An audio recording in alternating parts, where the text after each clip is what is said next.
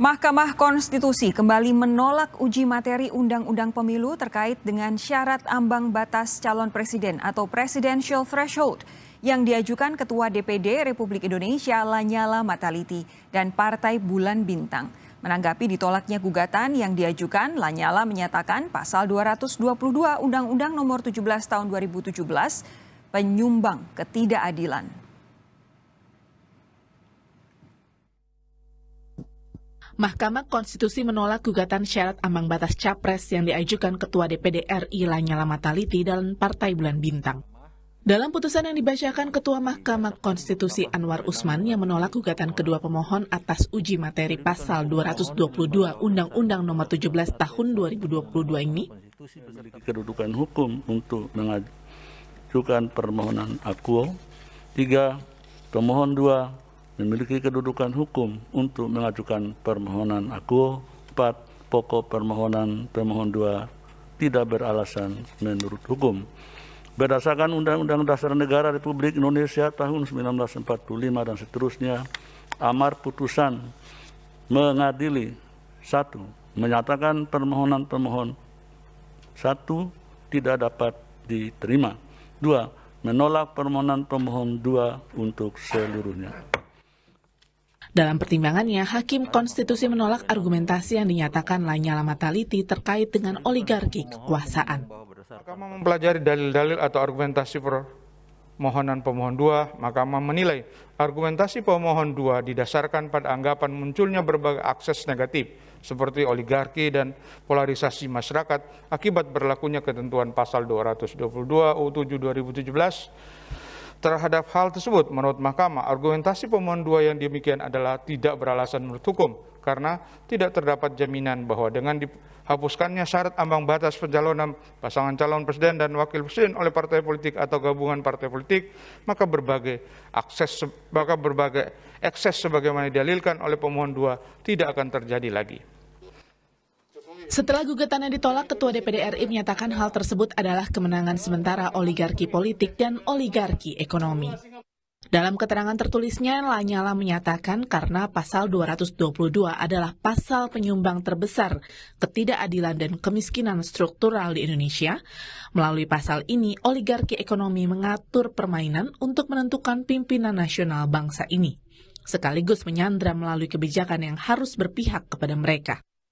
Adapun pasal yang diuji oleh pemohon di Mahkamah Konstitusi yakni Undang-Undang Nomor 7 tentang Pemilu, pasal 222 yang berisi pasangan calon diusulkan oleh partai politik atau gabungan partai politik peserta pemilu yang memenuhi persyaratan perolehan kursi paling sedikit 20% dari jumlah kursi DPR atau memperoleh 25% dari suara sah secara nasional pada pemilu anggota DPR sebelumnya. Terkait dengan syarat ambang batas capres, Mahkamah Konstitusi mencatat setidaknya ada 28 putusan MK terhadap pengujian presidensial threshold. Dari 28 putusan tersebut, 19 putusan terhadap pasal 222 Undang-Undang Nomor 7 Tahun 2017 dan 9 putusan pengujian pasal 9 Undang-Undang Nomor 42 Tahun 2008. Gugatan soal syarat ambang batas capres yang diajukan ke MK terus mengalir meskipun sederet perkara telah memutuskan menolak dan tidak diterima. Selain Lanyala dan Partai Bulan Bintang, PKS juga mengajukan uji materi syarat ambang batas capres pada 6 Juli kemarin. PKS beranggapan pasal 222 Undang-Undang Pemilu menutup peluang lahirnya lebih banyak calon pemimpin bangsa terbaik. Tim Liputan Kompas TV. Saudara, gugatan terhadap pasal 222 Undang-Undang Pemilu kembali ditolak Mahkamah Konstitusi. Meski demikian, gugatan terus mengalir termasuk yang diajukan partai politik menjelang pemilu 2024. Untuk membahasnya, saat ini saya sudah terhubung dengan Lanyala Mataliti, pemohon yang gugatannya ditolak oleh Mahkamah Konstitusi bersama dengan pakar hukum tata negara Sekolah Tinggi Hukum Indonesia Jentera Bivitri Susanti. Mbak Bibip, selamat petang. Pak Lanyala, selamat siang ya. Selamat siang, Assalamualaikum. Ini saya mau mengucapkan permohonan maaf dan juga terima kasih karena Pak Lanyala bersedia untuk diganggu sebentar ibadah hajinya untuk bergabung bersama kita di Sapa Indonesia Malam. Pak Lanyala, saya mau ke Anda terlebih dahulu. Jadi apa tanggapan Anda, apa respons Anda terhadap putusan MK yang baru dibacakan tadi pagi? saya hanya mengucapkan alhamdulillahirabbil alamin. Saya bersyukur dengan diputusnya tadi tambah kelihatan bahwa sementara ini oligarki ekonomi dan oligarki politik dia menang. Tapi saya justru dengan kemenangan ini itu kemenangan yang sementara aja. Karena apa saya katakan sementara? Karena sepulangnya saya haji, saya akan memimpin gerakan mengembalikan kedaulatan negara ke tangan rakyat. Ini sudah mutlak karena dari awal saya sudah katakan kepada setiap orang-orang yang menyampaikan aspirasi bahwa kita tunggu dulu MK bagaimana. Tadi kalau nggak salah itu saudara ketua MK, saudara Usman, dia mengatakan bahwa nanti kalau pemohon kedua dikembalikan dengan adanya pasal 222 itu tidak akan menjamin bahwa akan hilang itu oligarki. Berarti dia ini kan sama saja sudah mengakui bahwa adanya oligarki ekonomi yang mengatur sini. Sudah diakui. Ya kan? Ya. Sudah mengakui itu. Tapi begini, tolong ingatkan lagi kepada kami argumentasi Anda sebagai seorang pemohon terhadap uji materi undang-undang ini. Apa kaitannya antara oligarki, kemudian tadi Anda bilang kedaulatan yang harusnya berada di tangan rakyat dengan presidential threshold yang 20% dan Anda minta untuk diturunkan? Bagaimana kalau saya mengatakan tidak ada? Coba di dalam undang-undang, di dalam konstitusi jelas di pasal 6A itu tidak ada satupun yang mengatakan harus ada ambang batas 20%. Kemudian dibuat oleh DPR bersama pemerintah, ya ingat ya, DPR bersama pemerintah membuat pasal 222 yang memberi ambang batas. Dasarnya dari mana? Ayo saya tanya, dasarnya apa? Coba tunjukkan di mana. Loh, kalau nggak ada dasarnya itu kan berarti melanggar konstitusi. Tugasnya MK ini menjilid itu dasar. Jangan dikembalikan lagi kepada open legal policy, dikembalikan kepada begini begitu. Apa maksudnya? Terus kalau ditanyakan lagi, oh di mana? Loh, yang menentukan 20% ini siapa? Terus nanti calonnya cuma 2. Terus nanti itu lagi. Nanti yang menang jadi menteri. Ya, yang kalah jadi menteri, yang menang jadi presiden. Seperti yang terjadi sekarang. Apa harus terjadi seperti ini lagi?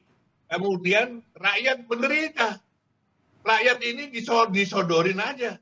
Terus-terusan aja disodorin, disuruh milih ini. Tuh. Terus rakyatnya, kami ini mewakili rakyat. Saya mewakili rakyat, ingat. Saya menggugat ini mewakili rakyat 20%. Ini kedaulatan kita di mana? Hanya di tangan 9 hakim MK. Apa begitu? Baik. Inilah sudah waktunya. Berarti kita kembalikan. Hanya sebagai pengingat bahwa kemarin perpecahan diametral, perbedaan yang meruncing ketika pemilu tahun 2019 itu karena hanya ada 2 calon presiden waktu itu, dan ini merupakan salah satu proses yang terjadi karena adanya presidential threshold yang 20% itu. Mbak Bibip, saya beralih kepada Anda. Apa respons Anda kalau melihat ini dari kacamata hukum tata negara? Ya, jadi kan yang dipermasalahkan itu pasal 6 Undang-Undang Dasar 1945 memang sebenarnya tidak mengatur tuh soal presidential threshold ini. Yang saya juga harus klarifikasi dari awal bahwa satu-satunya negara di dunia ini yang menerapkan sistem pemilihan presiden langsung yang punya ambang batas pencalonan presiden itu hanya Indonesia. Yang di tempat lain nggak ada, di Amerika Serikat dimanapun nggak ada ya, karena pencalonan ini dari awal. Jadi ada saringan dari awal. Nah, pasal 6 Undang-Undang Dasar 1945 hanya bilang soal pemilihan presidennya langsung, kemudian kalau calonnya banyak akan ada 2 putaran supaya legitimasinya kuat. Berhenti di situ. Memang bisa diatur dalam undang-undang, tapi hanya mengenai syarat-syarat yang sifatnya formil. Misalnya kan pendidikan terakhir ya, kemudian tentu saja harus dari partai politik, itu memang suatu syarat konstitusional juga. Tapi berhenti di situ. Nah, yang kemudian membuat kita bisa berargumen inilah yang merusak sistem politik Indonesia adalah akan ada partai-partai politik gara-gara presidensial threshold 20%, 25% itu yang seakan-akan pegang tiket. Siapa yang mau maju harus ambil tiket dari saya. Nah, tiket itu kan tidak gratis, ya, bisa dalam bentuk uang, dan uang itu juga tidak hanya dari calon, tapi bisa juga mengalir dari cupong-cupong yang pada akhirnya nanti ketika kekuasaan sudah didapat, tentu saja akan meminta balas jasa. Nah, ini yang menyebabkan oligarki ini tumbuh subur di Indonesia. Nah, jadi memang tadi sudah disebutkan ya dalam infografisnya itu baik sekali. Kita sudah punya 37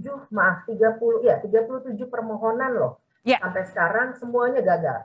Nah, saya mesti kasih frame-nya begini. Jadi kalau di putusan Mahkamah Konstitusi itu memang ada yang namanya tidak dapat diterima, NO, berarti biasanya itu terkait dengan legal standing, atau biasanya tidak bisa membuktikan dia punya kerugian konstitusional.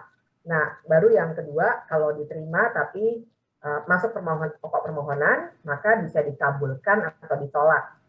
Nah, jadi Pak Lanyala dianggap tidak punya legal standing, tapi Pak Yusril dianggap punya legal standing, namun argumennya ditolak. Nah, itu yang saya kira kita bisa kritisi di argumennya itu. Oke, Anda tadi sudah bilang ada 37 gugatan dan semuanya ditolak. Kira-kira kenapa sih kok ditolak? Karena kalau dilihat dari itu tadi, Indonesia sebagai pengecualian dari negara-negara dengan pemilihan presiden langsung,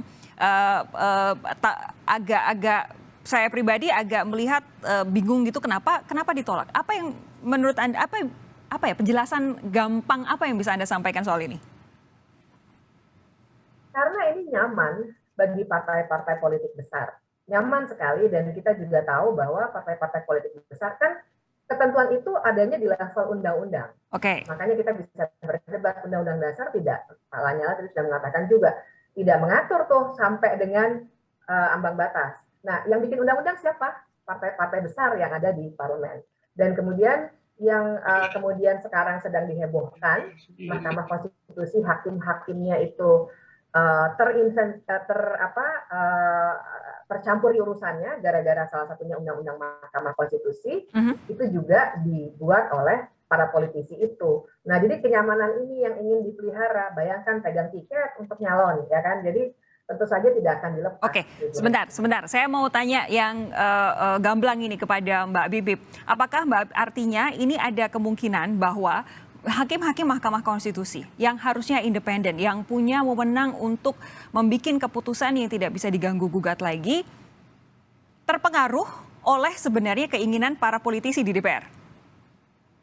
Ya, karena saya berani bicara begitu.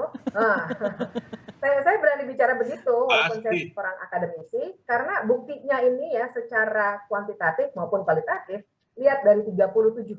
Tidak pernah ada suatu masalah yang 37 kali ditolak. Dan argumennya semua bisa kita perdebatkan. Oke, tugas saya hanya mancing. Sekarang saya minta responsnya dari Pak Lanyala. Pasti ya? Pasti. Sekarang kalau mau tahu pasti apa tidak? Loh, kalau memang dia tidak bekerja sama, itu undang-undang itu, semuanya itu undang-undang asli yang sudah diajukan oleh DPR. Saya mau tanya, itu naskah akademiknya ada apa tidak? Ayo, kita buka sekarang. Saya mau tahu, yang lewat sama DPD itu cuma lewat begitu aja. Jadi kita ini cuma dimintain nomor surat aja. Jadi coba bayangin ya, kita ini DPD yang sama-sama dipilih oleh rakyat. Sama-sama dipilih oleh rakyat. Dan suaranya lebih susah kita anggota DPD daripada anggota DPR. Tapi kita tidak punya wewenang. Sama sekali tidak ada wewenangnya. Coba, mereka bisa mencalonkan presiden, dia tidak bisa mencalonkan presiden. Padahal dulu utusan daerah, sebelum ada amandemen 1999 sampai 2002, utusan daerah itu bisa mencalonkan presiden, bisa membuat legislasi, bisa buat anggaran. Tapi sekarang tidak bisa, karena dipotong di dalam amandemen 99. Makanya itu salah satu yang saya ingin kembalikan kembali Undang-Undang Dasar 45, naskah kita harus kembalikan, kemudian kita adendum, yang jelek-jelek kita buang, yang bagus-bagus kita perbaiki. Kita masukkan, jangan seperti sekarang. Kalau sekarang ini yang kuasai negara kita ini sudah oligarki. Oke, ini ada ketidaksetujuan ini soal saya akan memimpin melawan oligarki. Oke, ketidaksetujuan itu kita simpan buat nanti, tapi yang jelas begini, Pak Lanyala, menurut Hakim Konstitusi Soehartoyo tadi pagi, ini mengenai gugatan DPD, kerugian konstitusional yang dijelaskan itu tidak memiliki hubungan sebab akibat dengan pelaksanaan hak dan kewajiban DPD. Ini terkait dengan pemberlakuan norma pasal 222 yang sama sekali tidak mengurangi kesempatan putra-putri daerah menjadi calon presiden atau wakil presiden. Apa yang bisa Anda sampaikan soal pernyataan Hakim Konstitusi Soehartoyo ini? Yang pasti anggota DPD ini bukan anggota partai, ya. Kita ini asli dari independen. Kalau semua calon presiden harus dari partai politik, terus haknya anggota DPD yang bukan partai, yang independen ada di mana? Sekarang kita itu mewakili independen. Siapa yang akan mewakili? Tapi begitu. Kalau hanya partai saja. Tapi begitu hari ini sudah ada keputusan dari MK untuk menolak gugatan dari teman-teman dari Anda dan juga teman-teman DPD, apakah artinya akan mencoba untuk menggugat lagi di MK, Pak Lanyala? Oh, kita akan kembalikan kepada kedaulatan rakyat. Ini kita kembalikan kepada rakyat. Kedaulatan negara ini akan saya kembalikan kepada rakyat. Apa maksud pernyataan itu? Maksudnya, biar rakyat yang memutuskan. Biar rakyat itu memutuskan gitu loh. Jangan sekali-sekali kita selalu mendikte-dikte rakyat. Sekarang sudah waktunya rakyat mendikte kita. Oke. Mbak Bibip, terakhir kalau menurut Anda apakah ada kalau melihat 37 kali ditolak, apa ada faedahnya untuk melanjutkan lagi gugatan uji materi terhadap presidential threshold ini ke MK? Kalau saya sih melihatnya masih harus kita coba. Dan kita semua sudah tahu ya, tadi sudah tampilkan juga, masih ada satu lagi yang akan mengajukan permohonan dari PKS. Karena begini Mbak, kan yang tidak dapat diterima itu ya di NO, itu kan karena dianggap legal standing-nya tidak kuat. Nah sejauh ini memang yang ditolak-tolak itu perorangan, kemudian DPD, kemudian partai-partai yang di luar parlemen. Nah kita masih cari tahu apakah kalau misalnya PKS yang sebenarnya dia ada di DPR itu kemudian nanti punya legal standing. Itu satu. Nah yang kedua memang saya kira jadi tantangan juga untuk membangun argumen soal kebijakan hukum dari pembentuk undang-undang itu ya, yang saya kira tetap kita bisa kita pertanyakan lagi ke Mahkamah Konstitusi. Tapi ini tetap ada faedahnya menurut saya karena itu forum yang tersedia sampai saat ini. Harus dicoba lagi ya. Baik, terima kasih Mbak Bibip, terima kasih juga Pak Lanyala sudah bergabung bersama kami di Sapa Indonesia Malam. Saya tambahin satu ya. Silakan, sedikit saja Pak. Mengembalikan kedaulatan rakyat itu konstitusional. Ingat ya, mengembalikan kedaulatan rakyat itu konstitusional. Karena justru memperkuat konstitusi dengan mengembalikan nilai dan norma Pancasila ke dalam konstitusi. Dan kami sudah mendapatkan aspirasi dari daerah, dari rakyat. Termasuk Wakil Presiden ke-6 Pak Tri Sutrisno telah memberikan amanah kepada kami. Terima kasih. Kami nantikan kelanjutan dari rangkaian gugatan ini. Terima kasih sekali lagi Pak Lanyala. Semoga lancar ibadah hajinya. Terima kasih. Terima kasih. Selamat petang Mbak Bibip. Terima kasih.